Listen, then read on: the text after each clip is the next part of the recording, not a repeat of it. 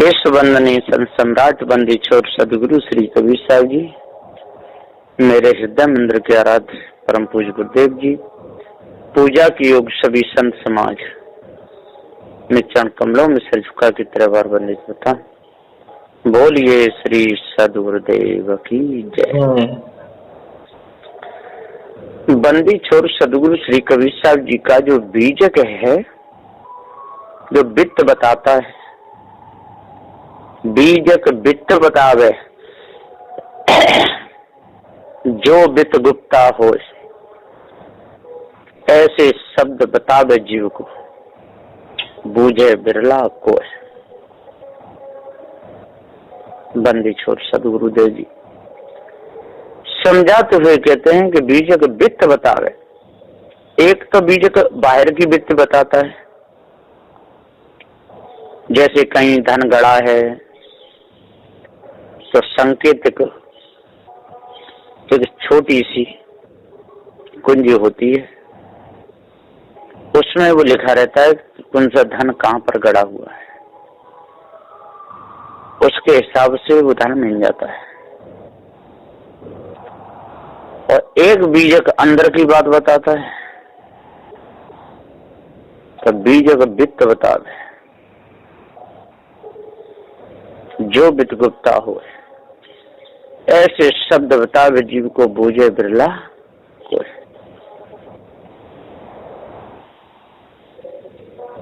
बीजक वित्त पूरी वित्त बता देता है। वित्त कहिए अपने निस्वरूप का ज्ञान,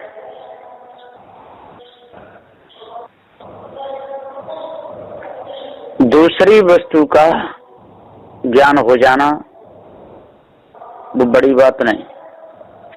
हो भी गया, काम में ले लोगे और दूसरी वस्तु छूट जाएगी, लेकिन अपने स्वरूप से आप कभी अलग नहीं हो सकते, नहीं छूट सकते।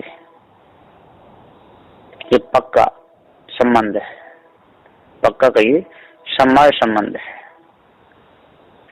तो ऐसे शब्द बतावे जीव को, बूझे बतला को। सदगुरुदेव का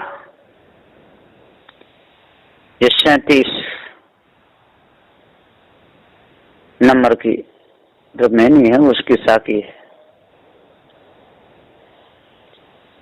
तो बहुत बढ़िया तरह अच्छे प्रकार से साहब जी बताते हैं, ज्ञान कराते हैं।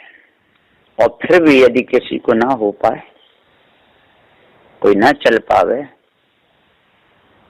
तो किसका दोष है?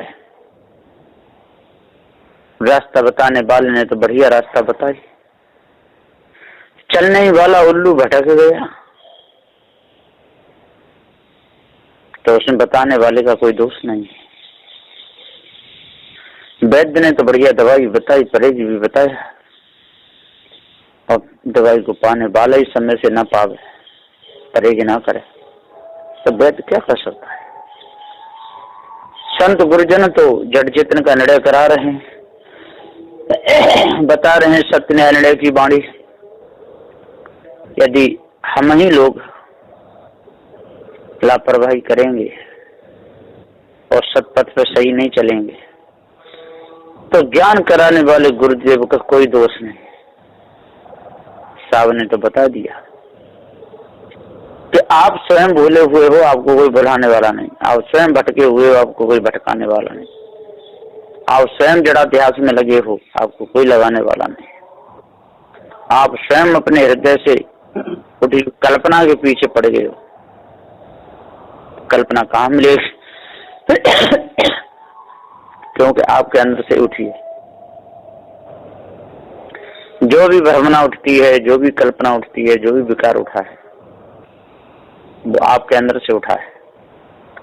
चाहे वो ईश्वर परमात्मा से मिलने का विकार हो, चाहे अल्लाह खुदा ताला से मिलने का विकार हो, चाहे अष्ट सिद्धि नौ निधि को प्राप्त करने का विकार हो, चाहे पूरे संसार पर राज करने का विकार हो, ये सब कहाँ से उठे?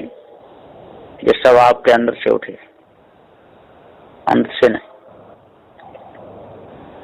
तो सदगुरुदेव जी पुकार के कहते हैं कि जो लोग शब्द को और कान लगा के सूंघते हैं, जिस प्रकार से गंध नाक के द्वारा सूंघी जाती है और गुदा के द्वारा त्यागी जाती है, और जे लोग शब्द को कान लगा के सूंघते हैं, सुनना, शब्द सुनना वही सूंघना है, और फिर मुख के द्वारा पादते हैं, बोलते हैं, निपादना माना बोलते हैं, और फिर उस पाद में सारे संसार के लोग वीरान होकर के भटकते हैं। चूंकि न मायावी गुरुवा लोगों ने पादा मुख से, कान से सूंघ करके और मुख से पाद दिया और कह दिया कि 6 महीना उल्टे लटको तो परमात्मा की प्राप्ति हो जाएगी। अब लोग परमात्मा को प्राप्त करने के लिए लटक रहे हैं। कोई सूल सैया कर रहे हैं, कोई जल सैया कर रहे हैं, कोई थल सैया कर रहे हैं, कोई 84 धुनी तप रहे हैं, कोई उत्तराखंड में जाकर के भजन कर रहे हैं।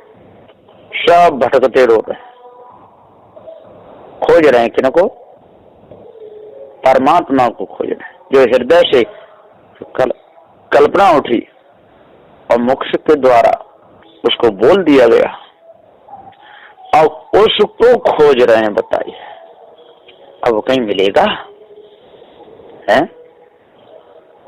कोई बैठे थे नाती और बाबा, और बाबा को पाद आया एकदम जोर से। नाती बोला, बाबा ये क्या चीज है? कि बेटा ये पाद है, गैस हवा घूमती है पेट की, अपान वायु। तो ये किधर को गई? तो बस निकल गई, इधर को गई। तो नाती ले डंडा भागने लगा, खोज रहा था किसने, भैया कहाँ जा रहा है? कि पाद को पकड़ने जा रहा। कि कैसा पाद, क्या चीज है? कि हमारे जो दादाजी थे ना बूढ़े वाले, वो बैठे, उनके पेट में से निकल के नीचे होकर के और पाद भागा है। तब मैं उसे पकड़ने जा रहा हूँ कि कहाँ गया। तब वो समझ आया नाती, बेटा वो कोई पकड़ने की चीज नहीं है, वो तो हवा घूमती है, आवाज हो जाती है, उसको अपान वायु कहते हैं। एक मुख में होकर घूमती है, उसको जम्भाई कहते हैं, डकार कहते हैं। नाक में होकर के घूमती है, मुख में होकर के भी घूमती है। इसी प्रकार से वो वायु नीचे होकर घूमती है तो आवाज कर देती है। वो कोई मिलेगी नहीं, कोई मिलने की चीज नहीं है। तब वो बेचारा लौटा, समझ गया। इसी प्रकार से जो मायावी गुरुवा लोग मुख से पादे कि कोई ईश्वर है, ब्रह्म है, परमात्मा है, देवी है, देवता है, कहो पाद है, और सारे संसार के लोग घूम रहे हैं, भटक रहे हैं। अब कोई पार की संत मिलते हैं तो उनको समझ आते हैं कि भैया इस ब्रह्म परमात्मा कोई वस्तु नहीं है, ये तो आप के हृदय से उठी कल्पना है, और वही कल्पना लिख दी गई है 4 बीच 6 7 18 पुराणों में, और उसी को पढ़ करके और ऊंचे ऊंचे मंचों पर बैठ करके और भड़ाभड़ पा देते रहते हैं, मुख से बोलते रहते हैं। और सारे संसार के लोग और उस परमात्मा की खोज में लगे कि कम मिले, और पार के संत गुरुजन मिलते तो उनको समझाते हैं।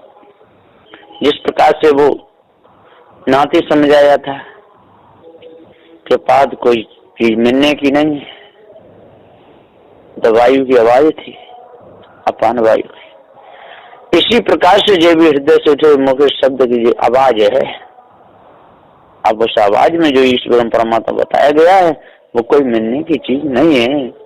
आप क्यों भटक रहे हो, क्यों भूल रहे हो, क्यों 84 दूनी तप रहे हो? अपने आप को जानो, अपने आप को पहचानो। ये जगत तो अनादि है, इसका कोई बनाने वाला है ही नहीं, न कोई करता हुआ है और न होगा। इसलिए कहा भी है संत गुरुजन ने, कबीर पंचसा के मत, संतो बीवी बड़ी पदोड़ी, पादे आप लगावे ओरे, ऐसी मति की भोड़ी। संतो बीवी बड़ी पदोड़ी, ये बीवी बने हुए मायावी गुरु वालों खूब पाद रहे, पादे आप लगावे और पाद करके दूसरे को दोष लगा देते हैं, किसने पादा है। इसी प्रकार से ये स्वयं मायावी गुरु वालों कल्पना करते हैं इस ब्रह्म परमात्मा की और फिर ग्रंथ में लिखकर एक प्रमाण बना देते हैं। ये शब्द उनने कहे, ब्रह्मा ने कहे कि विष्णु ने कहे, तो उन्होंने कहे, किन किन पे डाल देते। इसी प्रकार से एक मुस्लिम की घरवाली थी, बहुत वादती थी और उसके बूढ़े सास ससुर थे, उनको लगा देती थी हमारे ससुर बहुत पादते हैं, हमारी जो सास हैं वो बहुत पादती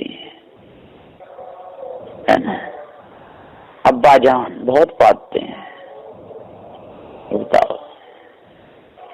इसी प्रकार से अम्मी जान बहुत पादती है, अब पादती है स्वयं और लगाती है दूसरे, कितनी बदमाश है।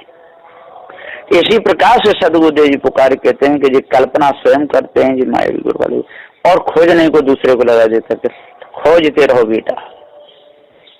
अब वो बेचारे भटकते रहते हैं और भटक भटक भटक भटक के मर जाते हैं, लेकिन वो कोई वस्तु हो तो मिले। अब वस्तु तो है नहीं उसे मिले, केवल कल्पना ही कल्पना है। अब आप कल्पना के पीछे दौड़ रहे हैं, कान से सूंघ रहे हैं, मुख से बोल रहे हैं धड़ाधड़, कोई कहता है सुन लेते हैं और तैसे ही चलने लगते हैं। अब इनको यदि पारक ज्ञान कराया जाए तो सहज होता नहीं, फिर भी पारक ही संत समझाने में कहने में कसर छोड़ते नहीं। अब इतने में यदि किसी को हो जाता है तो हो जाता है, वो उनका पुरुषार्थ है, उनकी लगन है, नहीं तो सहज पारक ज्ञान समझ में नहीं आता है। और कठिन तो नहीं है, बहुत सरल है, बहुत सरल। समझो तो बात जरा सी है, नहीं समझो तो बड़ी धरासी है। यदि समझ में आ जाए तो बात जरा सी है और नहीं समझे तो बड़ी धरासी है। धरा कहिए पृथ्वी। इसी प्रकार से पारक सिद्धांत यदि समझ में आ गया तो एक पल में आ जाता है, और नहीं आवे तो लोगों का जीवन बीत जाता है। नाम के पारखी तो बन जाते हैं लेकिन काम के नहीं बन पाते। ये बड़ा बहुत युवा की बात है, विचार की बात है। बड़े बड़े महात्मा हो जाते हैं, देश भी ले लेते हैं, दूसरों को देने लग जाते हैं, मठ मंदिर बना देते हैं, बड़े बड़े मेहनत हो जाते हैं, लेकिन उनको आर पार का ज्ञान नहीं हो पाता है ना। वो गंगा पे गंगादास, यमुना पे यमुनादास, और संसार के लोगों को रिझाने के लिए, संसार के लोगों को खुश करने के लिए पीछे पड़े रहते हैं। उनको सिद्धांत से कोई लेना देना नहीं। सिद्धांत कुछ भी हो दबे और चौबछर है, सिद्धांत का प्रचार हो या ना हो उनको लेना देना नहीं। उन्हें तो भेंट विदाई चाहिए, कपड़ा चाहिए, बढ़िया बढ़िया माल मलिदा खाने को चाहिए, बस। कहीं भी जाओ बस उन्हीं के गुणगान लगते हैं। कोई राम को मानता है तो बस वहां गुण गाने लगते हैं राम के, कोई कृष्ण को मानता है तो कृष्ण के गुण गाने लगते हैं, कोई देवी को मानता है तो देवी के गुण गाने लगते हैं। जय स्वभाव मानव तैसी वाणी बोलने लगते हैं। सदगुरुदेव जी पुकार के समझाते हुए कहते हैं कि यहाँ पर तो ऐसा है नहीं, यहाँ तो सत्य न्याय निर्णय का दरबार है। सत्य न्याय निर्णय की वाणी बोली जाती है, जड़ चेतन का आर पार का ज्ञान कराया जाता है। इतने पर भी यदि किसी को ना हो तो साहिब का क्या दोष है? इसमें सदगुरु का कोई दोष नहीं है। इसलिए पार की भक्ति भी है, एक से एक ज्ञानी है, एक से एक बढ़िया है। वो किसी में भी हो सकते हैं। ये नहीं समझ लेना कि ब्राह्मण समाज में पारक ज्ञान नहीं है, क्षत्रिय समाज में नहीं है, उसमें भी है, वैश्य में भी है। शुद्ध कहते हैं जो चार वर्ण बनाए जो मनु महाराज जी ने, सब में पारखी हैं और सभी जीव मात्र ही पारखी हैं। लेकिन जो अपने ऊपर किसी ईश ब्रह्म परमात्मा को मान करके भूल गए, भटक गए कहानियों के चक्कर में, है ना। कोई अपने आप को क्या शरीर मान रहा है ना। आदमी के घट में आ गया तो आदमी मान लेता है, और नारी के घट में आ गया स्त्री के बजाय स्त्री मान लेता है। लेकिन ये किसी को नहीं पता कि मैं अजर अमर अखंड अविनाशी चेतन जीव हूँ, और मेरे ऊपर कोई ईश ब्रह्म परमात्मा नहीं है। इसलिए मैं तो त्यागी बैरागी जो साधु संत हैं उनकी सेवा करूंगा, क्योंकि उन्होंने संसार को त्यागा है, उन्होंने घर बार को त्यागा है, उन्होंने जात वर्ण को त्यागा है।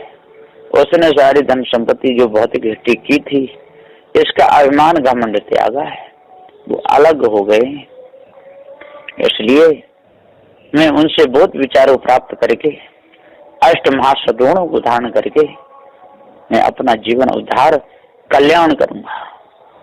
ऐसा भाव जिसका बन जाता है वो कभी भी किसी को दबाएगा नहीं, किसी को सताएगा नहीं, किसी को दुखाएगा नहीं।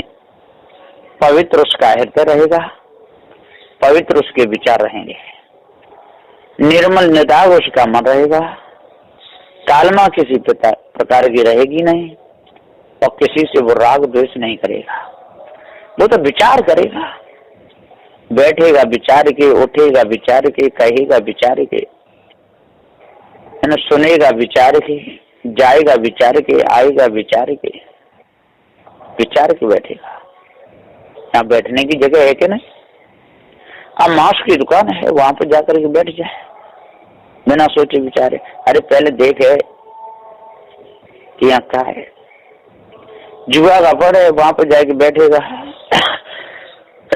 दोषी माना जाएगा। शराब की दुकान पर बैठेगा, दोषी माना जाएगा। जुआ के फड़ पे बैठेगा, दोषी माना जाएगा,